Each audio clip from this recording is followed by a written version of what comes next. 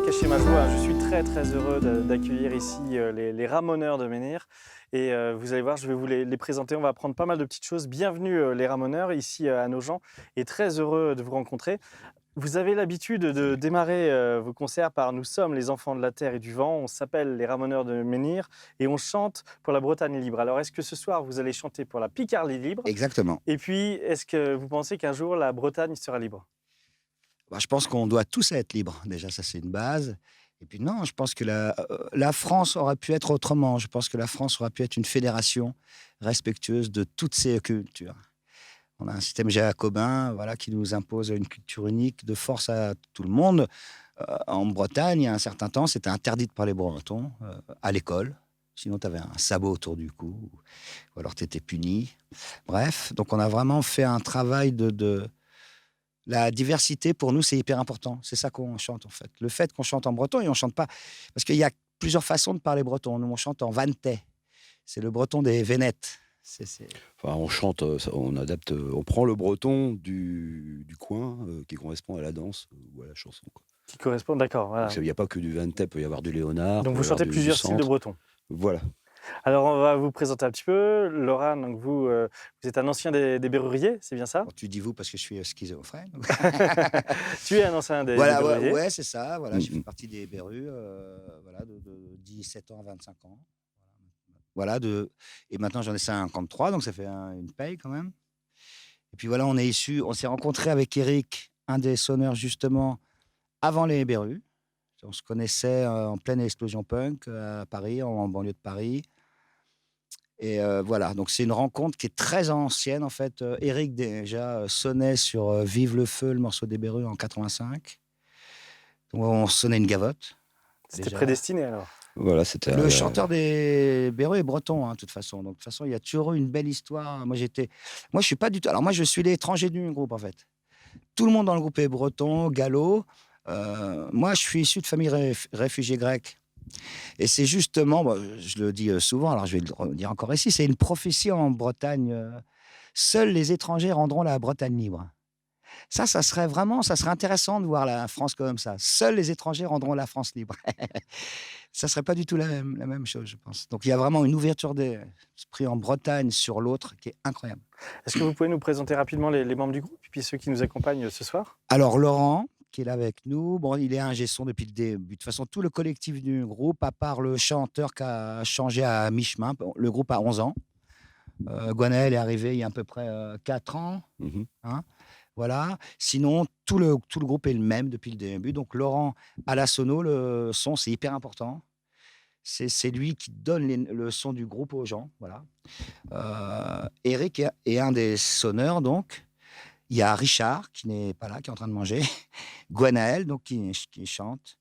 Et dans l'équipe, il y a aussi Iwan et Camille qui s'occupent de notre petit stand où on peut trouver nos CD et t-shirts en soutien au groupe, mais surtout à des prix abordables.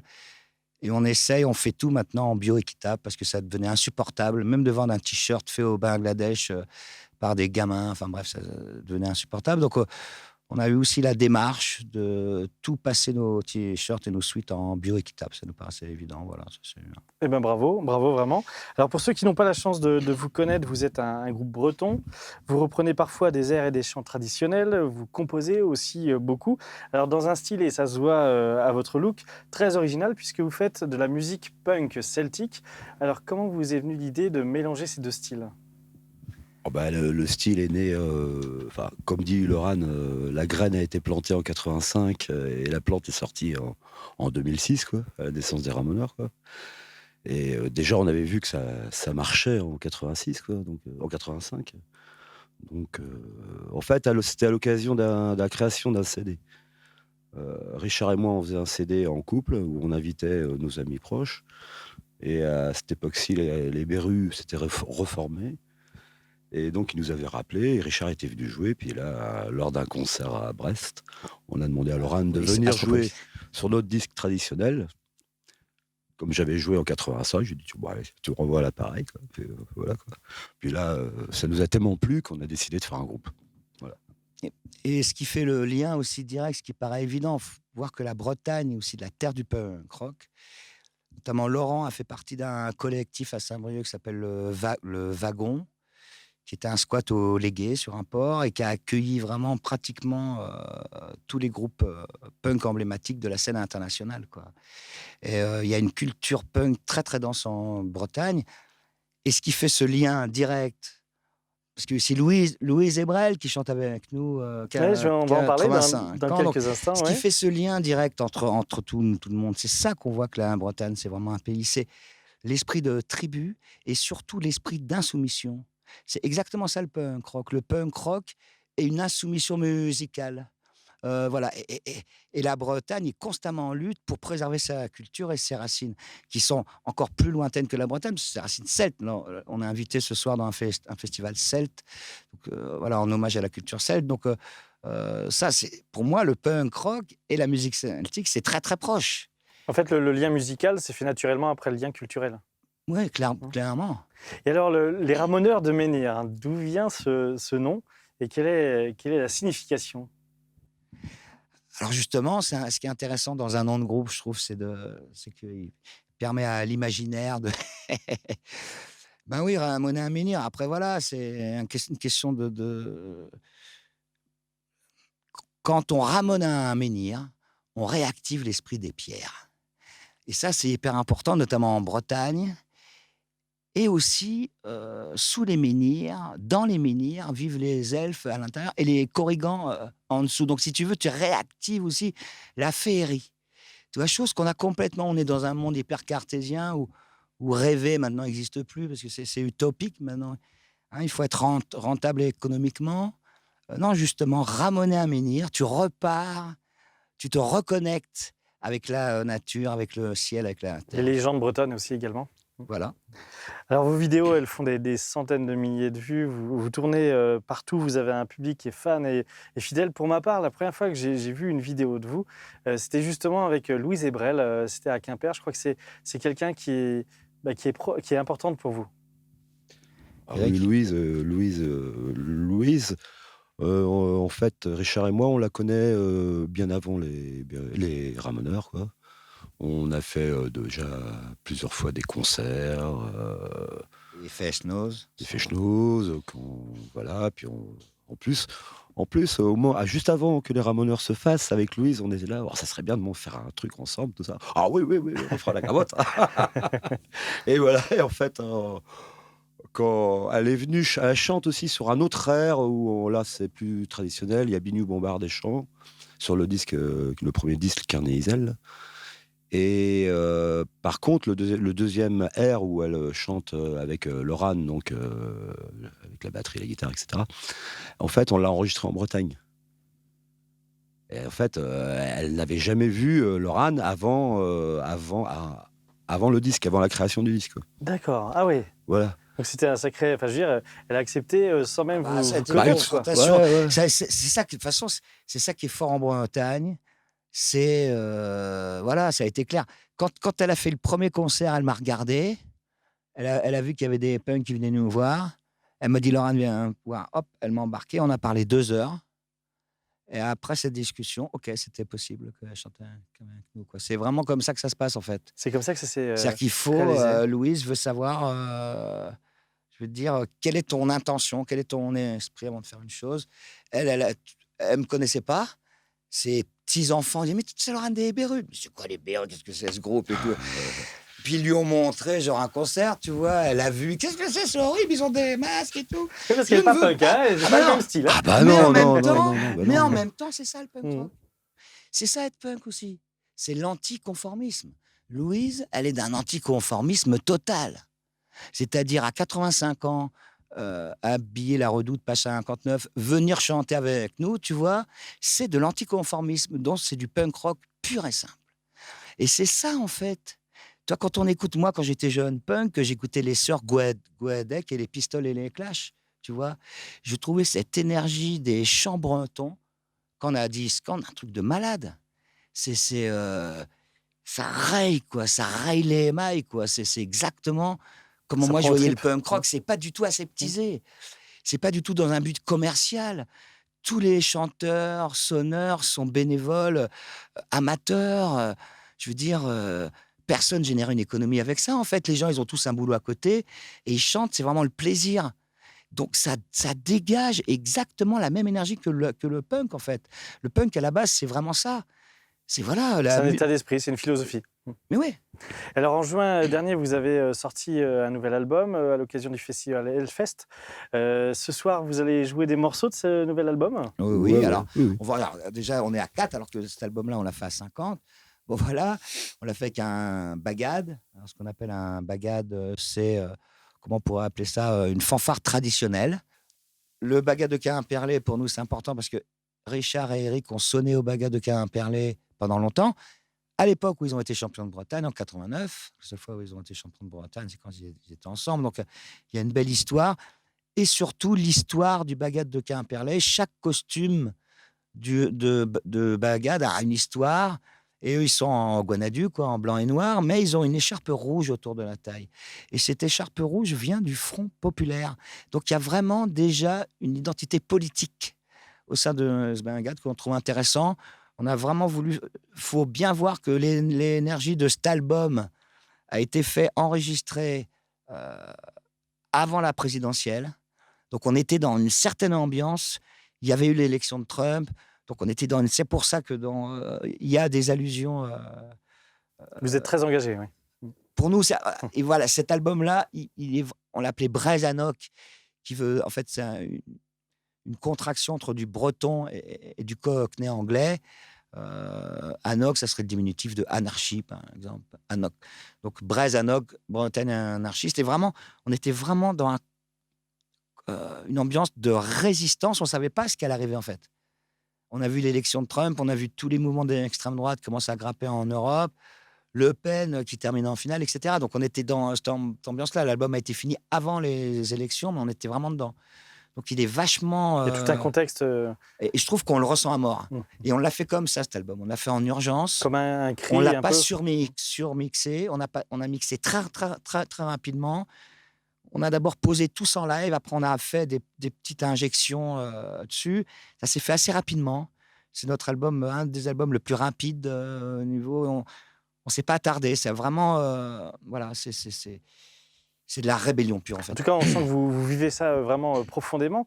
Et puis, quand on vous écoute, quand on vous regarde sur scène, on en prend plein les yeux. Hein. Vous débordez d'énergie au point même que vous nous donnez toute cette énergie et on a envie de danser. C'est vraiment impressionnant. Alors, d'où vous tirez toute cette énergie? Il y a beaucoup un échange d'énergie aussi avec Ouais. le public aussi quand même. Qui vous en donne aussi? Qui nous en donne. Parce que si le public ne bouge pas, s'il est assis sur une chaise, bah, notre énergie va tomber, quoi. Ça c'est clair. Alors après, il y a des Si gens ça assis bouge qui bien, peuvent- on bouge bien. Plus ça bouge, c'est un échange d'énergie en fait sur scène. Moi, je pense que le rôle du barde, revenons aux origines bretonnes, le rôle du barde, c'est de fédérer la tribu, en fait. C'est exactement ce qu'on fait. Mais l'énergie qu'on a, finalement, c'est exactement ce que dit Eric, je vais un peu approfondir plus. L'énergie, c'est pas nous qui avons l'énergie. Nous, on est le reflet des gens, en fait. On a un révélateur photo. Donc, si tu veux, on est vraiment le reflet de cette énergie-là des gens qui ne supportent plus le système dans lequel on est parce qu'il est insupportable, mais qui ne sont pas dans un délire, un nihilisme, on fait n'importe quoi. On a vraiment cette conscience de collectif. À nos concerts, pour nous, c'est une cérémonie. Il y a une convivialité qui se dégage. Et là, c'est pour ça que nous, on ne dit pas des fans.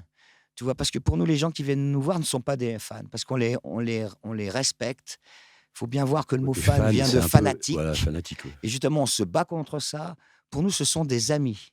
Ce sont des gens avec qui on fait des échanges d'énergie à chaque concert, quoi. C'est hyper intime, c'est Puis hyper des gens charnel. C'est des gens qui vous suivent aussi depuis des années, qui sont. Et nous, on les fidèles, suit hein. aussi, finalement. Ouais, ouais. On suit Mhm. tous parce qu'on est là aussi. Mhm. Tu vois, On moi, est aussi habitués aussi. Richard et moi, on joue en fechnoz. Le fechnoz, c'est les danses de nuit, quoi.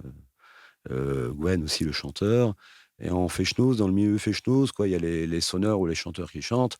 Voilà, quoi, ils montent sur scène, ils chantent, machin, puis hop, quand c'est à d'autres, ils vont danser avec les autres. Si tu veux, il n'y a pas du tout de Il y a un fanatisme mélange ou de machin. Tout le monde, danseur ou sonneur, c'est pareil, quoi. T'es considéré pareil. Quoi. et ça, c'est la même chose. C'est pour ça qu'on a ce choix. Moi, c'est un choix. Ça fait maintenant longtemps que je joue. Ça fait plus de 35 ans que je joue en concert réellement. J'ai commencé mon pré-concert il y a 40 ans, en fait. Mais disons que je joue vraiment en concert.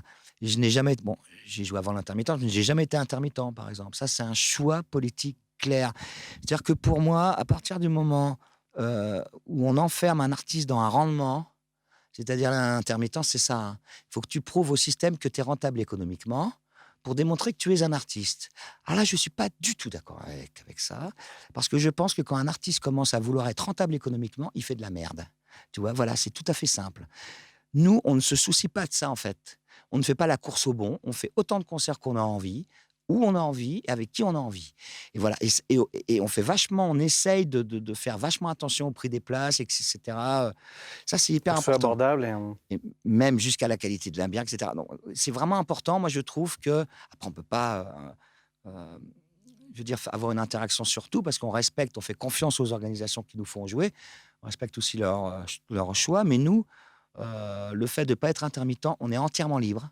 Tu vois. Et ça, pour moi, c'est hyper important. Ce qui est artistique doit être entièrement libre. Parce qu'à partir du moment où tu n'es pas entièrement libre, tu limes, tu aseptises, voilà, et tu fais du papier peint. En tout cas, ça fait du bien de voir des gens de conviction et on comprend en vous écoutant pourquoi Louise vous a dit oui. Forcément, je pense qu'on a envie Et de nous, vous on a dit suivre. oui à Louise aussi, parce qu'elle n'est pas facile. On a envie de vous suivre jusqu'au bout du monde. Et alors, vous On mariez. se fait engueuler par Louise, des fois. Hein, ça, je peux te le dire. Non, mais il y a on vraiment... sent que tu fais là. On sent que c'est une femme de caractère. Non, on ouais, voit ouais. vraiment cette différence dans la culture des Francs et la culture des Celtes. C'est que c'est vraiment matriarcal. C'est-à-dire que le respect de la femme, il est énorme. C'est-à-dire que Louise, à elle seule, je veux dire, elle met tout le monde d'un corps. De toute façon, c'est clair et net. Le chef de tribu, c'est elle. Déjà, c'est la plus ancienne et c'est une femme.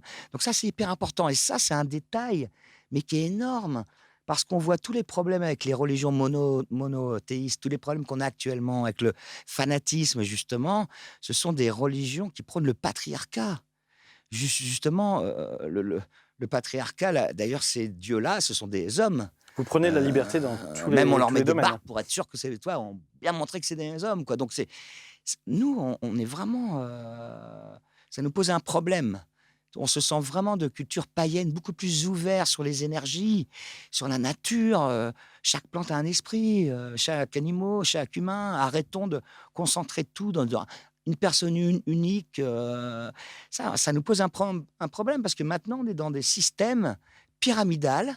On nous a fait accepter ça, c'est-à-dire où tu as le chef, le sous-chef, le sous-sous-chef et tout le monde qui porte tout ça. Les civilisations racines, tribales, celles qui ont été exterminées, hein, parce qu'il faut rappeler, comme le plus grand pays du monde, la plus grande puissance mondiale, l'Amérique, fondée sur le plus grand génocide mondial aussi, le génocide des Amérindiens. Hein. C'était des civilisations horizontales. Le chef de tribu est aussi autant important que l'homme contraire. Ça, c'est vachement bien. Nous, on essaye à notre niveau de fonctionner comme ça. Tu vois, de faire gaffe à plein de choses, à l'économie, au prix, etc. Parce qu'on estime qu'on a une responsabilité, qu'on est tous ensemble, qu'on ne veut pas que les gens aient l'impression que c'est cher de venir nous voir. On n'est pas un produit de luxe, d'ailleurs, on n'est pas un produit, point, tu vois. Et ça, c'est hyper important, de sortir l'artistique du truc commercial. Alors, vous mariez aussi magnifiquement bien les deux styles de musique. Et puis, vous êtes aussi la preuve, au travers de votre discours, qu'on peut conserver aussi ses principes, ses convictions, et puis tourner, parce que vous tournez aussi beaucoup. Voilà, ce n'est pas un frein forcément, parce que vous avez beaucoup de talent et vous tournez. Et est-ce qu'il y a un souvenir particulier d'un concert qui vous a le plus marqué? C'est difficile de choisir. Oui, parce qu'on a dû faire à peu près, je sais pas, en 11 ans, on a dû faire 1000 concerts, je pense, avec le groupe. Non, ils sont tous... Chaque concert est particulier. Nous, on le prend comme ça. C'est-à-dire, par exemple, déjà, il y a une chose, on n'a pas de liste, on n'a pas de set list quand on joue. Des fois, on peut en avoir dans un cas particulier, quand on joue Kambagad et la Bouquet. Vous vous adaptez au concert, en fait. C'est-à-dire qu'en fait, on Au a un public. temps. On a un temps de jeu. On nous dit, voilà, vous avez temps. Souvent, je tire un peu. De toute façon, ça, c'est direct. Sauf s'il y a des groupes après nous, par respect. Je ne veux pas prendre le temps d'autres artistes. Mais quand il n'y a personne après nous, je tire un peu. Mais ce que je veux dire par là, c'est qu'on a ce temps-là et on va aménager. Et le fait de pouvoir... c'est pour ça qu'il y a des gens qui viennent nous voir souvent en concert. C'est jamais le même concert, en fait. Chaque concert est différent. C'est jamais les mêmes Et répliques. les c'est jamais anecdotes, les il y en a à mêmes, chaque concert. Et moi, à chaque fois, je me mets dans un état avant de jouer. De toute façon, comme si j'allais mourir après chaque concert. Sauf que je ne meurs pas. Mais si tu veux, moi, je donne tout ce que j'ai, en fait, à chaque concert. Et tout le groupe est comme ça. Ah oui, Et c'est spécial parce que quand nous on sonne et qu'on chante, etc., à un moment donné, tu souffles à fond dans ta bombarde, t'as le sang qui monte à la tête, puis quand c'est plus à nous, on va un peu faire ça, le temps de reprendre son équilibre, puis après c'est à nous, puis là, on rattaque ça. c'est Ça ça, ça prend les tripes. on est en pure Ah ouais, transe, en fait. nous on est un peu sur un, en fait, comme ça monte, ça fait monter le sang, c'est la bombarde, il faut souffler là-dedans, Bien sûr. bignou, hein. La suroxygénation Voilà, du cerveau, on dirait. suroxygénation, ça voilà, et puis à un moment donné, quand on a fini de jouer, on est là. Vous donnez tout. Vous On est donnez sur ça, tout. un si tu nuage, veux. quoi. Et c'est ça qui est vraiment Et fort, puis c'est après, qu'on se connaît, on tu voit, vois. quoi. Le fait qu'on soit C'est marrant. depuis longtemps ensemble, tu vois, on se connaît bien. Et quand les cerveaux ils partent, on se sent. C'est-à-dire que là, au bout d'un moment, on voit plus rien. Moi, je vois plus du tout rien. Je vois plus les gens, je vois plus les autres, mais je les sens. Et les gens, je les sens. Donc c'est vraiment animal. Là, on arrive dans un état. Pour moi, c'est vraiment ça un concert. C'est une cérémonie en fait. C'est exactement ça. Le but du concert, c'est ça, c'est de se laver de toute la vie insupportable. Je veux dire, la plupart des gens perdent leur vie à la gagner. Il faut quand même se rendre compte de ça. Nous, il faut arriver à, à lâcher prise, en fait. Pour moi, un concert, c'est un lâcher prise. Et c'est vachement important pour qu'on garde un équilibre mental à peu près cohérent. Parce qu'on a un système qui passe son temps on est complètement lobotomisé constamment. Je veux dire, on voit Internet, les écrans, les gamins maintenant de plus en plus jeunes collés à l'écran. Je veux dire, est-ce que les Berus auraient existé s'il y avait eu Internet, par exemple? Moi, j'en suis pas sûr. Tu vois, ce qui était fort avec les Berus, c'était un groupe qui n'avait... La presse ne parlait pas de lui, tu vois, s'est mis à parler à la fin, évidemment, quand tout le monde connaissait, mais c'est pas la presse qui a fait monter le groupe, c'est les gens. Et la presse en parlait pas, c'est pas grave, on crée des fanzines, on fait notre propre presse. On nous invite pas à jouer dans des salles, c'est pas grave, on va ouvrir des squats, des granges, on va jouer partout. Et le bouche à oreille, les punks voyageurs avec un sac à dos, le pouce de ville en ville. C'était ça Internet avant, c'était humain. C'était humain. Là maintenant, les gens sont collés sur un écran avec tous leurs amis qu'ils n'ont jamais vus pour la plupart. Et je peux pas concevoir que la vie ça soit ça. Sortons de nos maisons.